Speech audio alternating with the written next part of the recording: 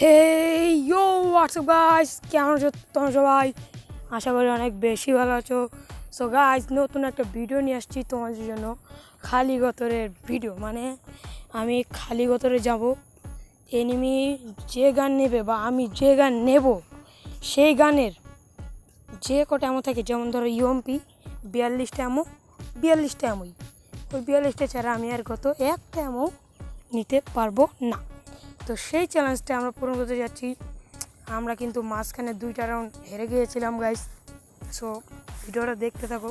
আর guys, আমি কিন্তু মাঝখানের কিছু মাস মানে আম্মু ঢাকায় চলে গিয়েছিল ফোন নিয়ে, তোমরা আগে থেকে জানো কী কারণে।